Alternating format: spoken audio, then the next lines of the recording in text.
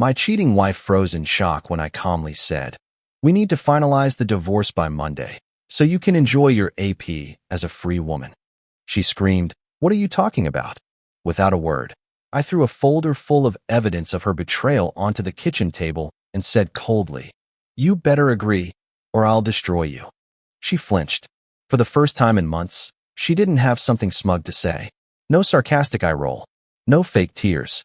Just silence, as her eyes scanned the pages, screenshots, receipts, GPS records, a photo of her getting into his black Escalade at 1:46 a.m. outside the Wyndham Hotel.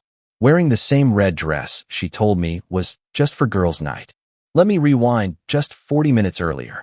I'd been watching her for weeks, quietly, like a predator in tall grass. Her name's Amber, and for 6 years, I called her my wife. People thought we had the perfect marriage. Hell, I thought so too, until one night I caught her texting someone under the name Aunt Melissa. Odd name for an aunt, especially one who kept sending her eggplant emojis and voice notes at midnight. I knew something was off. Amber started staying late at work. She'd come home freshly showered, but with makeup still perfect.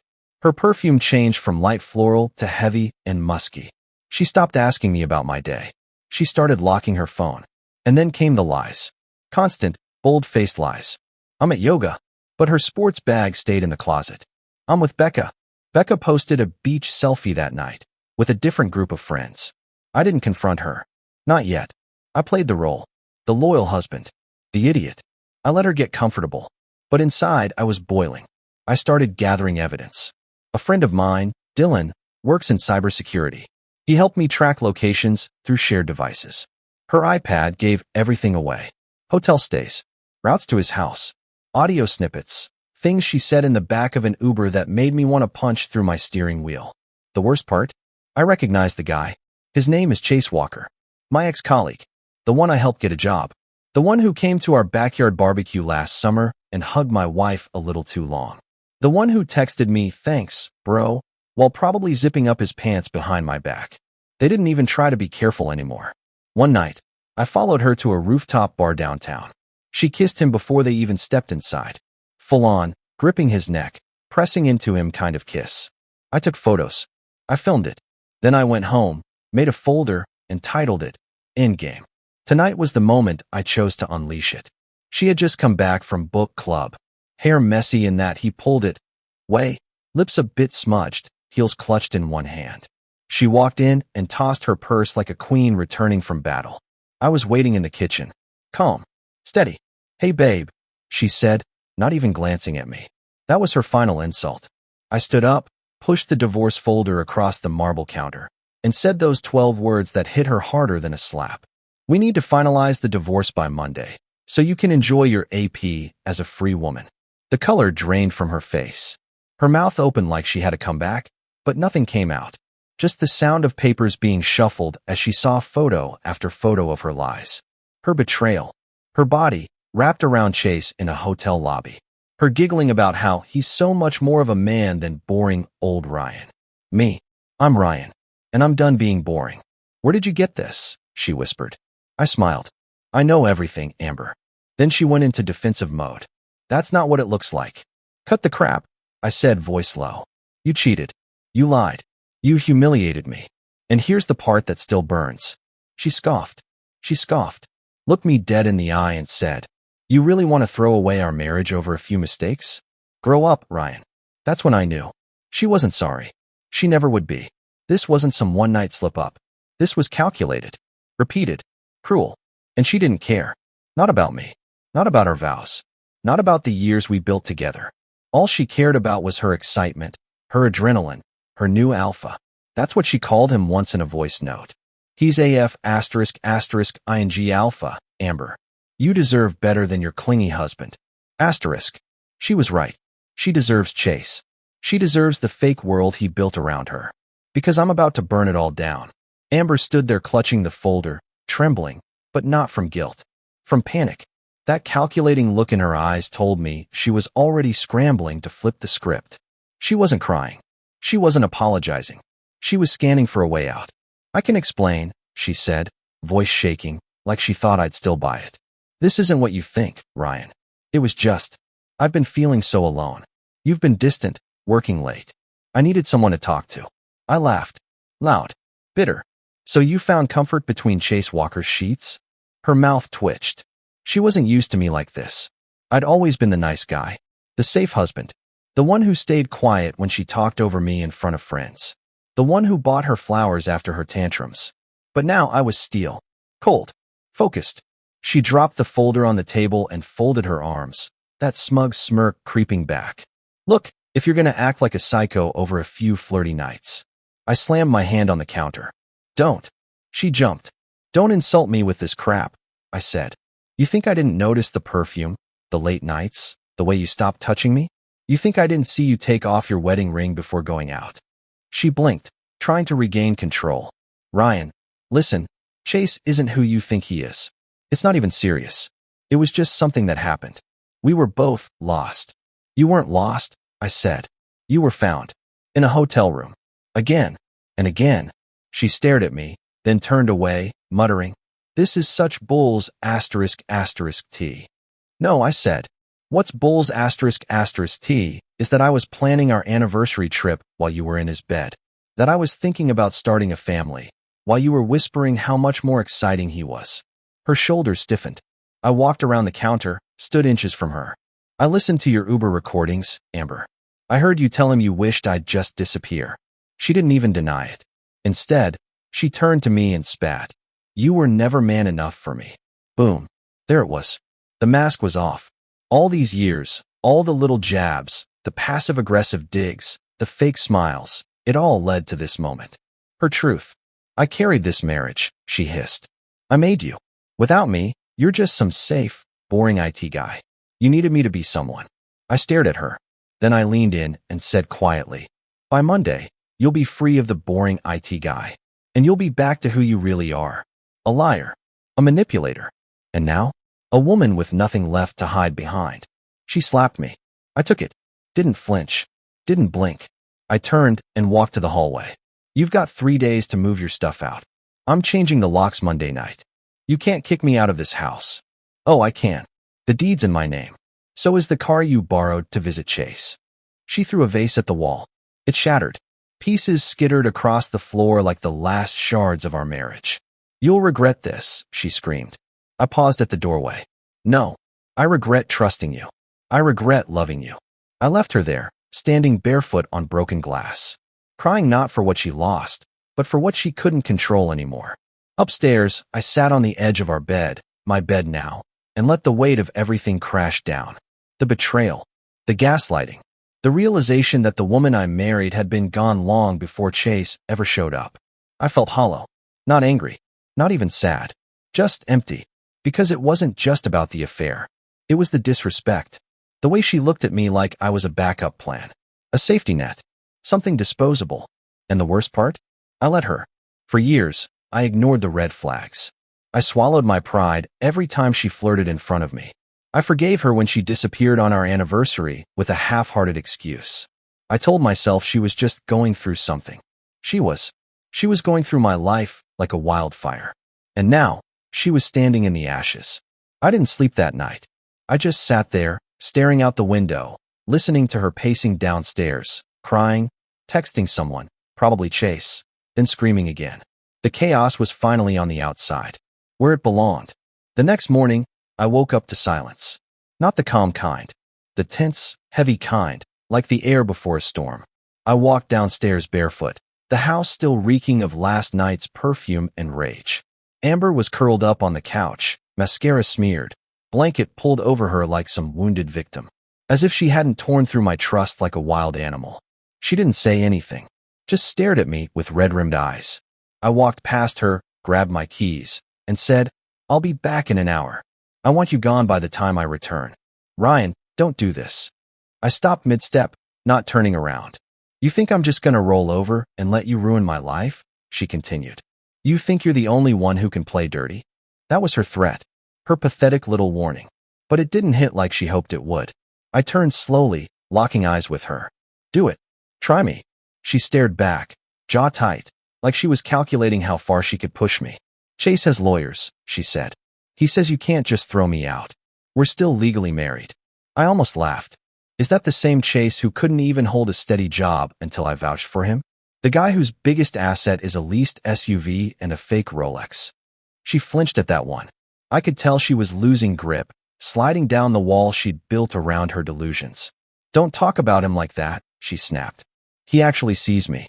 He makes me feel alive. I nodded slowly, walking toward the door.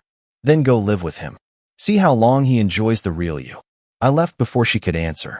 At the cafe, I met up with Dylan again. He handed me a small USB. The rest of the voice memos. Some of them, man, they're brutal. I shoved it into my jacket pocket. Doesn't matter. I already heard what I needed. He leaned in, lowering his voice. You okay? I looked him dead in the eyes. No, but I'm getting there. Back home, her car was gone. Good.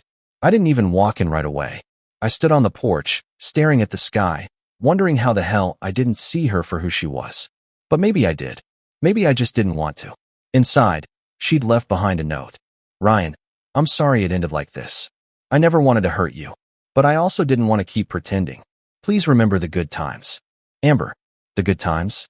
Like when she cried on our wedding night because she forgot to send a text to her friend back home. Or when she made me cancel Christmas with my family because we need time alone, only to disappear for 2 days straight. Yeah, unforgettable. I crumpled the note and tossed it. Later that evening, my phone buzzed. Unknown number. I picked up. Hey man, it's Chase. My fist clenched instantly. What do you want? I just want to talk. Look, I didn't mean for it to go this far. I didn't even know she was still with you like that. She told me you guys were separated. Bullsh***, I snapped.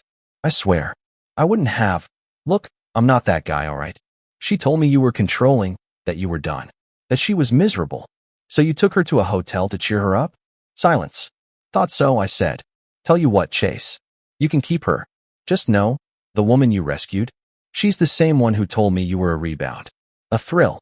A distraction until she figured out what she really wanted. Wait, what? She called you a fantasy. Said she needed the danger, not the man. He was quiet. Then, softly, she said she loved me. Yeah, I said.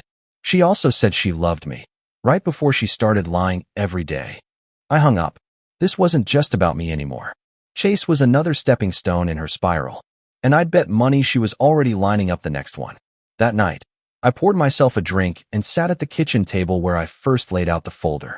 The silence was louder now. The house felt different. Empty, yes, but clean. Clean of her noise. Her perfume. Her lies. But I wasn't free yet. Because as much as I wanted to pretend she was gone, I still had her voice in my head. Her laughter from better days. Her stupid little jokes. The way she used to trace circles on my arm when we watched TV. It all felt like a dream I'd woken up from too late. And yet, beneath the ache, something else began to rise. Not anger. Not pain. Clarity. She was never mine. Not really. She was just passing through, tasting everything life had to offer, wrecking anyone who dared to get close. But I survived. And now, I was about to build something she could never touch. The next morning, I went to the lawyer's office. I didn't sleep much the night before, just stared at the ceiling, replaying every scene I used to call love. My hand hovered over the favorites tab on my phone out of habit. Her name used to sit at the top. Not anymore. My lawyer, Mark Davidson, a no-nonsense guy in his 50s with a face like a bulldog and the patience of a monk, slid the papers across the polished oak table. All we need now is her signature. Based on what you showed me, this won't be a battle, unless she's dumber than she looks.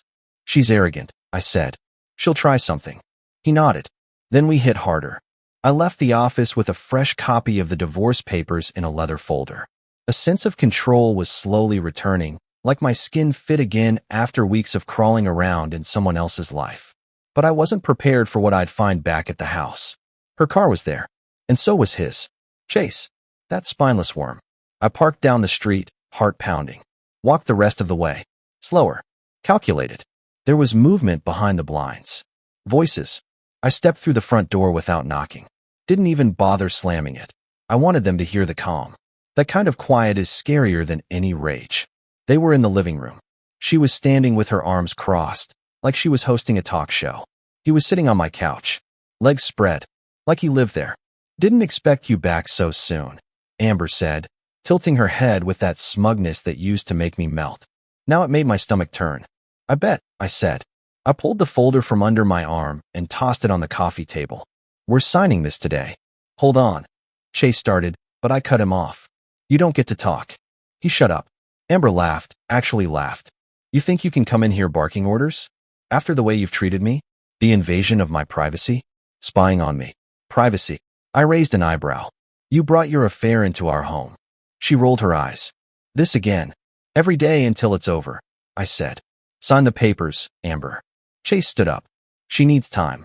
I took a step closer to him, calm as ice. Time's up. Amber looked between us. For the first time, her confidence cracked. Ryan, you're being hostile. No, I said. I'm being free. I picked up the folder again, pulled out the papers, and held a pen toward her. You sign, and you walk. No drama. No court. No public mess. You'll be free to keep doing whatever you two do behind cheap hotel doors. She took the pen, hesitated. I want the car. I smiled. You'll get your dignity, if you can find it. Her hand trembled slightly as she scribbled her name. She didn't even look at the lines. She just signed like she was done pretending. Chase shifted, uncomfortable, as if he thought this would go differently. That I'd fall apart. That maybe I'd beg. Not this version of me.